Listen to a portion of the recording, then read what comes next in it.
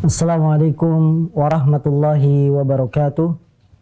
Innal hamdalillah nahmaduhu wa nasta'inuhu wa nastaghfiruh wa na'udzu billahi min syururi anfusina wa min sayyiati a'malina. May yahdihillahu fala mudilla lahu wa may yudlil fala hadiya lahu. Asyhadu an la ilaha illallah wahdahu la syarika lahu wa asyhadu anna Muhammadan abduhu wa rasuluhu la nabiyya ba'dah. Yaqulullah tabaraka wa ta'ala, ya ayyuhalladzina amanu taqullaha haqqa tuqatih wa la tamutunna illa wa antum muslimun.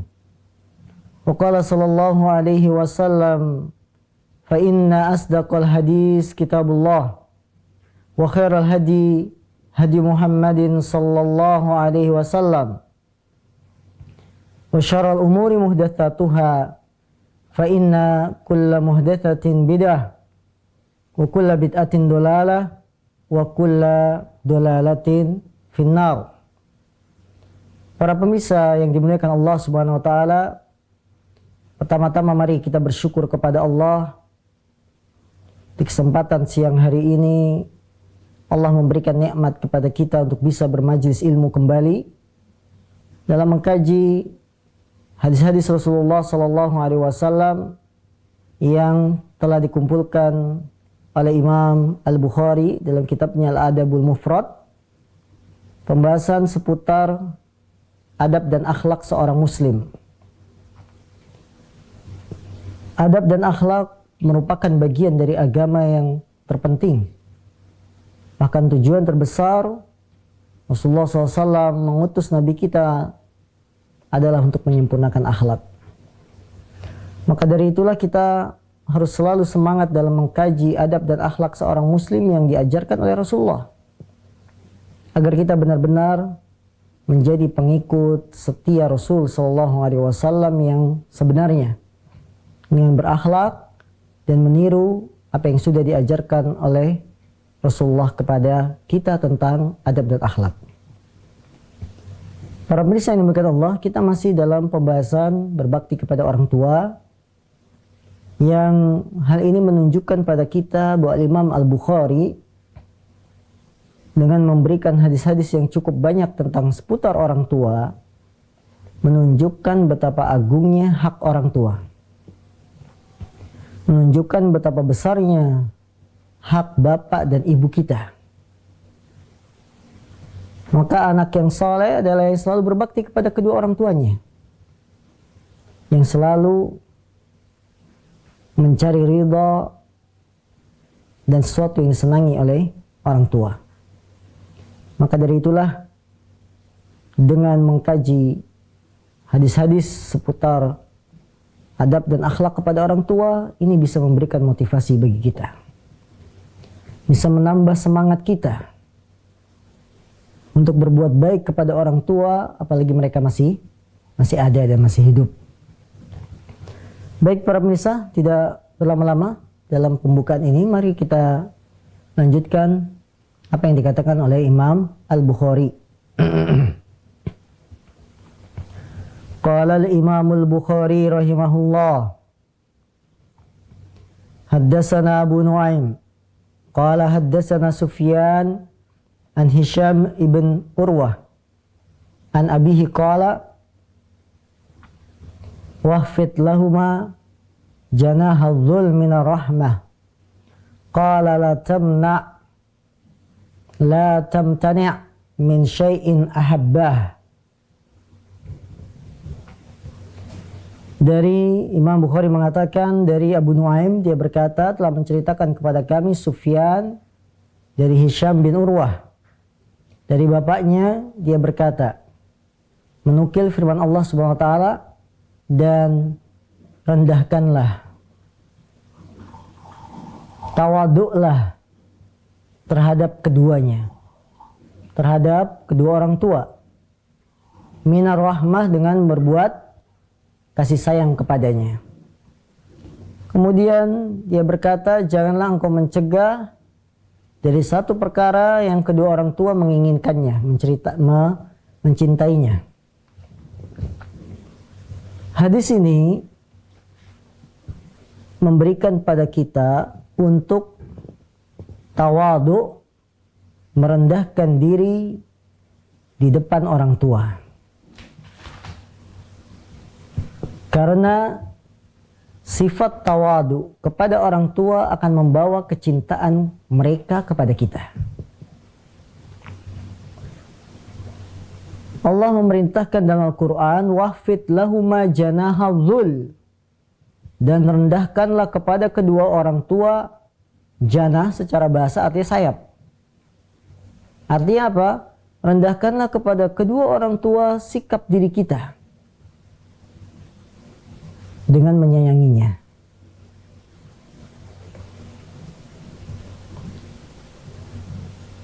Allah Subhanahu wa taala menggambarkan agar kita berlaku lembut dan berendah hati kepada orang tua dengan mengibaratkan seperti dua sayap burung. Rendahkan diri Anda kepada kedua orang tua dan merasa hinalah di depannya. Allah kabarkan seperti seekor burung yang mengepakkan sayapnya. Karena burung itu kalau dia ingin naik ketinggian, terbangnya lebih tinggi, dia akan mengepakkan sayapnya. Semakin kuat maka akan semakin tinggi dia. Tapi kalau dia ingin turun, dia akan diamkan sayapnya, tidak dikepakkan, dibiarkan, maka akan turun. Nah, begitulah seorang muslim. Hendaklah dia menurunkan sayapnya. Berendah hati, berendah diri di depan siapa? Kedua orang tuanya. Salah satu sikap kita merendahkan diri di depan orang tua adalah dengan tidak menahan terhadap apa yang mereka inginkan. Artinya kita tidak menahan diri untuk melaksanakan perintahnya. Ketika orang tua memerintahkan sesuatu yang bukan maksiat, laksanakan. Jangan tunda-tunda. Terima perintahnya dengan senang hati. Misalnya orang tua berkata, "Nak, tolong belikan ibu obat di toko ini." Berangkat. Ya. "Nak, belikan ini bumbu dapur ada yang kurang." Berangkat. Ketika masak orang tuanya misalkan, selama itu bukan kemaksiatan, maka patuhi perintah orang tua. Jangan kita menahan diri kita untuk tidak menjalankan perintahnya. Karena tentu orang tua akan senang ketika anaknya patuh dan taat kepada ibunya, pada bapaknya dalam perkara yang baik. Lain halnya kalau orang tua memerintahkan dosa, memerintahkan maksiat, maka tidak ada ketaatan. Tapi tetap kita bergaul, mempergauli orang tua dengan cara yang baik. Ya. Allah Subhanahu wa taala menegaskan bahwa kita tidak boleh mentaati orang tua ketika memerintahkan kemaksiatan atau dosa. Wa in jahadaka ala an tusyrika bi ma laysa laka bi ilmun fala tuti'huma. Apa selanjutnya kata Allah? Wa sahibhuma fid dunya ma'rufa. Jika keduanya memaksa kamu untuk menyekutukan aku, yang engkau tidak punya ilmunya, maka jangan engkau taati keduanya, tapi pergaulilah keduanya dengan cara yang baik di dunia ini. Wasahibhuma fid dunya ma'rufa. Artinya perintah-perintah orang tua, selama itu kebaikan kita laksanakan. Tapi ketika dosa dan maksiat tidak ada ketaatan kepada orang tua. Nah, kemarin ada pertanyaan, seorang anak melakukan kesalahan kepada orang tuanya. Kata orang tuanya apa? "Saya tidak akan memaafkan kamu sampai engkau sujud kepadaku."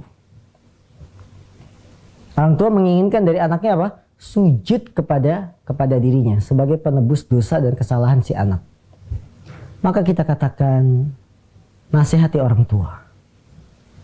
Sujud itu hanya kepada Allah, bukan kepada makhluk. Tidak boleh seorang hamba sujud kepada hamba yang lain.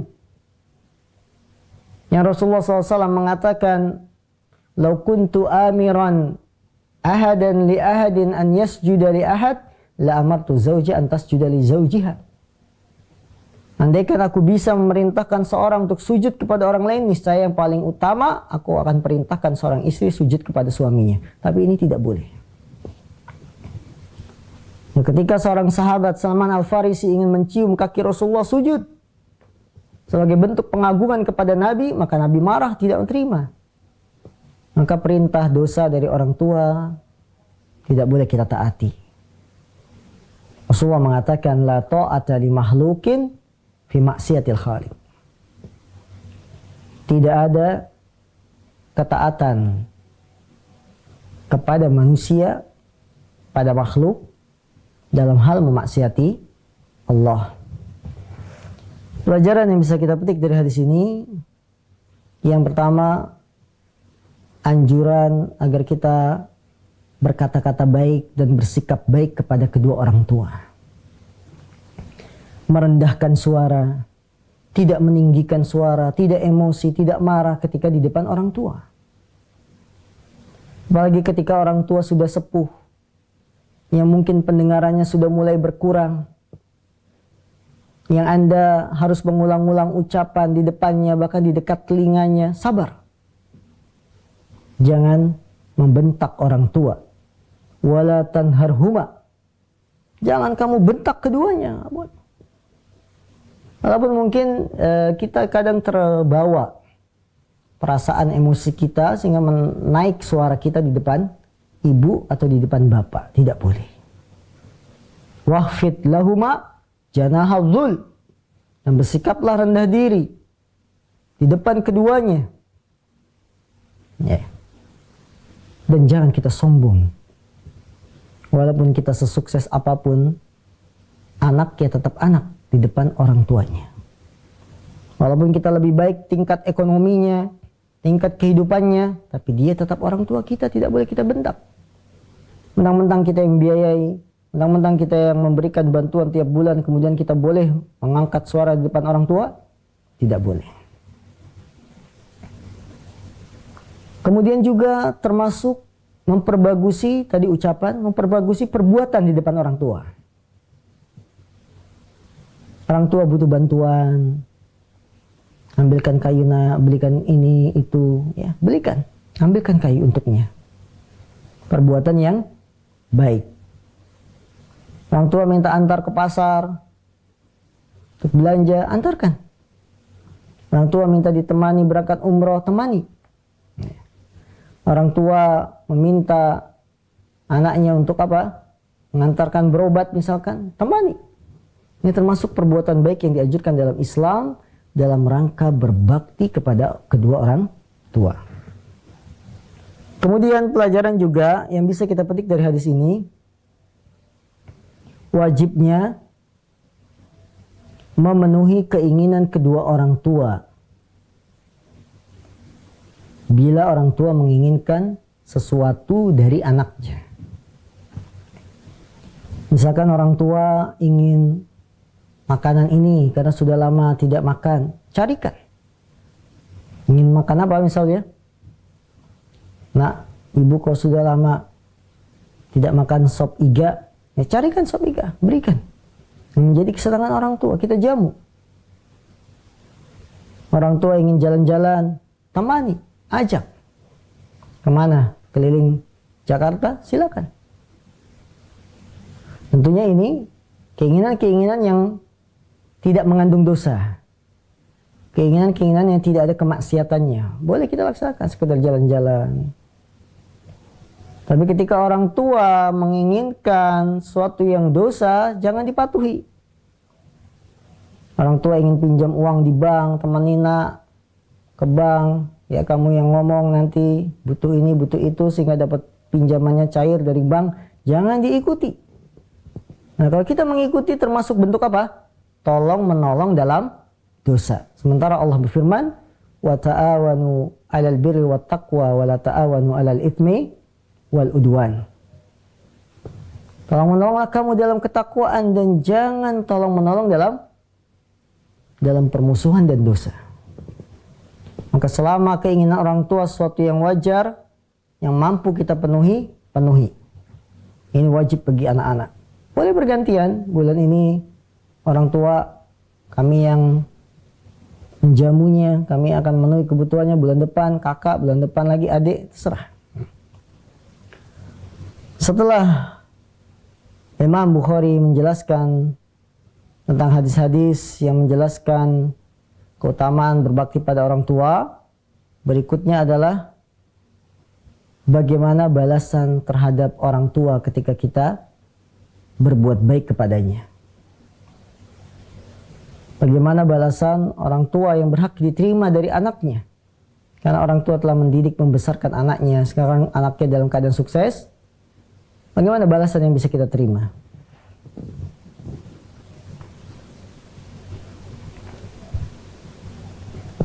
Qala Imam Bukhari rahimahullah, haddatsana Qabisah qala haddatsana Sufyan an Suhail bin Abi Salih an abihi an Abi Hurairah radhiyallahu an Nabi sallallahu alaihi wasallam qala la yajzi waladun walidahu illa an yajidahu mamlukan fayashtariyahu fayu'tiqah. Dari sahabat Abu Hurairah dari Nabi sallallahu alaihi wasallam, beliau berkata, Nabi bersabda, tidaklah seorang anak membalas orang tuanya kecuali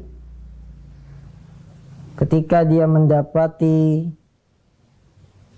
orang tuanya dalam keadaan budak, kemudian dibeli dan dimerdekakan.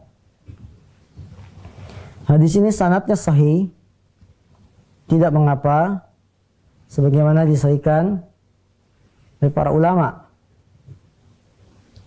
Maksud hadis ini, anak tidak akan bisa membalas kebaikan orang tua dan menunaikan haknya sebagai orang tua, ya, kecuali ketika si anak mendapati orang tuanya dalam keadaan masih budak, dibeli dan dimerdekakan.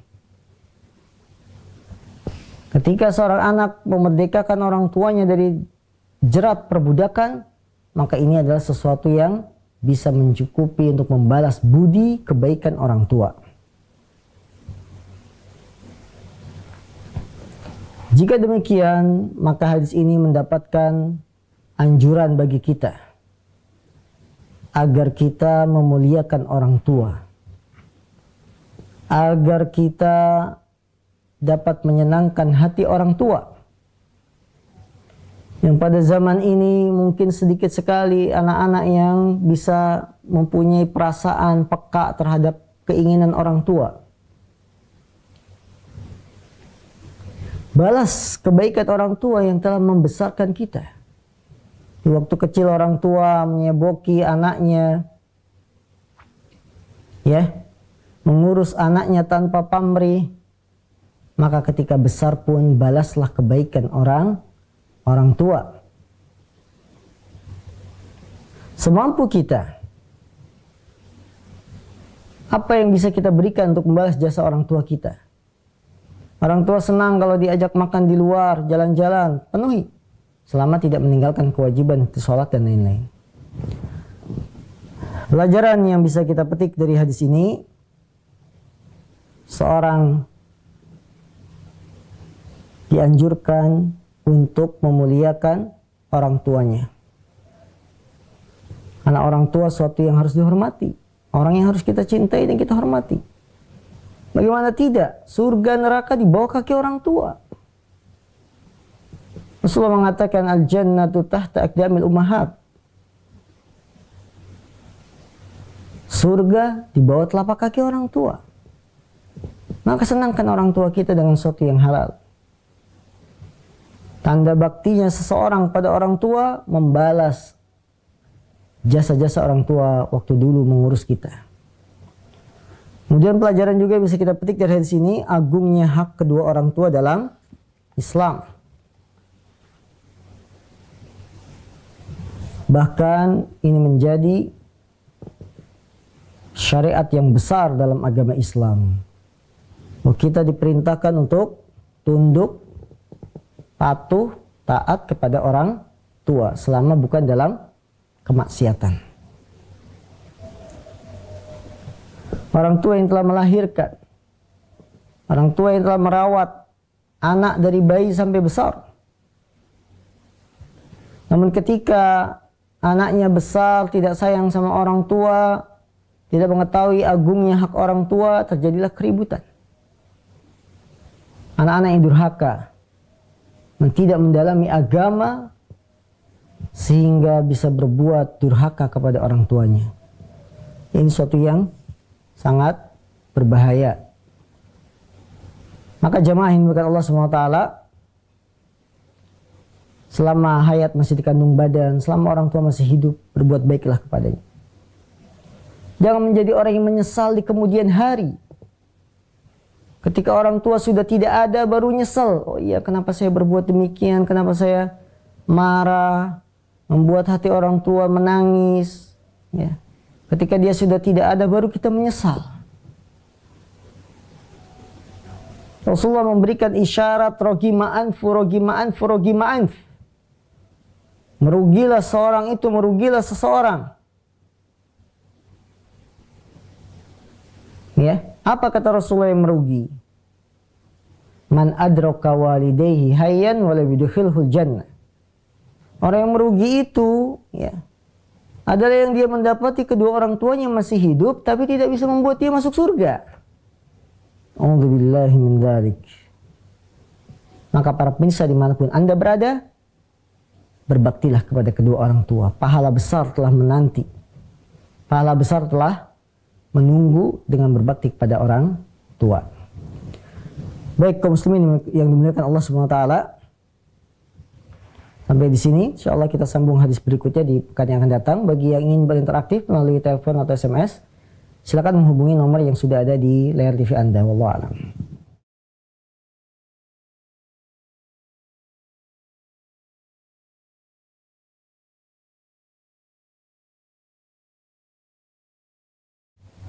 Bismillahirrahmanirrahim. Ada pertanyaan yang pertama dari saudara kita di Sulawesi Selatan. Assalamualaikum, nama saya Pelora dari Sulawesi Selatan. Bagaimana cara mensyukuri hidup? Saudara Pelora di Sulawesi Selatan, alhamdulillah Anda bergabung bersama kami di siang hari ini. Bagaimana cara mensyukuri hidup? Semua manusia pasti diberikan nikmat oleh Allah. Baik nikmat yang lahir, kelihatan, atau yang batin yang tidak kelihatan. Allah Subhanahu wa taala berfirman, "Wa asbagu 'alaikum ni'amahu dhahiratan wa batinah." Nah, Allah Subhanahu wa taala telah melimpahkan nikmatnya baik yang nampak maupun yang tersembunyi.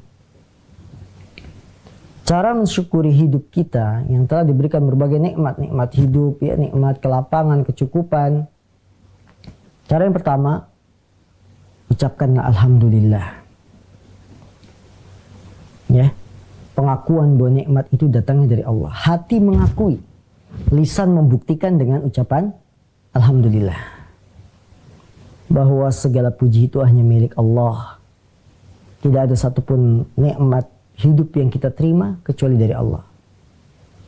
Allah berfirman, "Wa ma bikum min ni'matin faminallah." Dan tidak ada satupun nikmat yang kalian peroleh kecuali datangnya dari Allah. Kemudian selanjutnya cara mensyukurinya dengan menggunakan nikmat-nikmat dari Allah ini untuk kebaikan. Kita dimudahkan dalam rizki misalkan, maka rizki ini kita gunakan untuk ketaatan, menafkahi istri, menafkahi anak, ya, memberikan tempat tinggal, pakaian dan lain-lain, kemudian diberikan juga haknya kepada fakir miskin, jatah kepada mereka. Dengan bersyukur seperti ini, maka Allah akan membimbing dan menambah nikmatnya. Karena Allah berfirman, "La in syakartum la azidannakum wa la in kafartum inna adzabi lasyadid."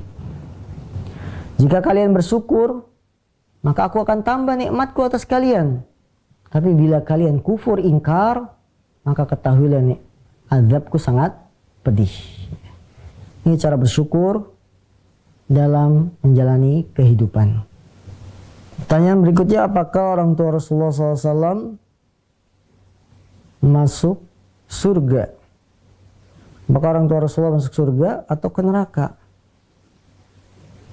Baik, Pertanyaan ini jawabannya sudah ada dalam hadis riwayat Muslim. Ketika seorang bertanya, wahai Rasulullah, aina abi? Di mana bapakku? Abuka finnar, bapakmu di neraka. Mendengar jawaban Rasulullah bahwa bapaknya di neraka, dia kembali bertanya, wa aina abuk? Dan di mana bapakmu wahai Rasulullah? Kata Rasulullah apa? Abi finnar, bapakku juga di neraka. Ada yang mengatakan bahwa bapakku di neraka maksudnya adalah pamanku, yaitu Abu Thalib. Tentu hal ini tidak tepat. Kenapa tidak tepat? Karena asal dalam bahasa Arab, al-aslu fil kalam al-haqiqah. Asalnya sebuah ucapan kita bawa pada makna yang hakikatnya, yang sebenarnya. Tidak boleh dirubah bahwa maksud bapak saya di neraka maksudnya adalah paman saya. Ini sebuah takwil, tahrif, ya, penyelewengan dari kalimat yang sebenarnya. Jadi Rasulullah sendiri yang menjawab bahwa bapakku apa? Di neraka. Kok ada yang mengatakan, oh berarti ini hadis ini salah. Karena menunjukkan tidak hormat kepada orang tuanya. Orang tua yang telah melahirkan anak terbaik sepanjang hidup. Anak terbaik di seluruh dunia yaitu Rasulullah. Tapi kenapa kita katakan bapaknya Nabi Muhammad di neraka? Ya. Bukan seperti itu masalahnya. Kalau sudah datang hadis dari Rasulullah SAW, maka tugas kita hanyalah menerima apa yang sudah disebutkan dalam hadis Rasulullah SAW. Baik para pemirsa yang dimuliakan Allah SWT, inilah kajian singkat kita di siang hari ini, ya, tentang birrul walidain. Insyaallah pada pekan yang akan datang kita akan sambung lagi dengan pembahasan yang lain, masih seputar adab dan akhlak. Insyaallah akan meningkatkan iman kita dan akhlak kita dalam menjalani kehidupan sehari-hari. Karena terus terang permasalahan yang sering ditanyakan yaitu seputar akhlak, bagaimana akhlak seorang muslim, ya. Karena masalah akhlak akhirnya terjadi pertengkaran, terjadi sesuatu yang tidak baik, ya, hubungan putus gara-gara apa? Akhlak, gara-gara tidak bayar hutang. Ini kan akhlak. Sehingga kaum muslimin dengan mengkaji seperti ini, semoga kita bisa sekuat tenaga mencontoh Nabi kita SAW. Kita mencontohnya dalam akhlak yang beliau contohkan. Nah, beliau pemimpin kaum muslimin, tapi bersamaan dengan itu beliau mencontohkan, menggambarkan akhlak yang benar. Bahwa seorang pemimpin tidak hanya dikenal dengan kecerdasannya, tapi harus mempunyai akhlak dan watak yang baik. Sehingga senyum, salam, itu sesuatu yang biasa. Demikianlah kaum muslimin. Contohlah, ikutilah akhlak sopan santun yang diajarkan oleh Rasulullah dalam hadis-hadisnya. Sehingga insya Allah kita akan menjadi orang yang selamat. Billahi taufiq wal hidayah. Subhanakallahumma wa bihamdika asyhadu an la ilaha illa anta astaghfiruka wa atubu ilaik. Walhamdulillahirabbil alamin. Assalamualaikum warahmatullahi wabarakatuh.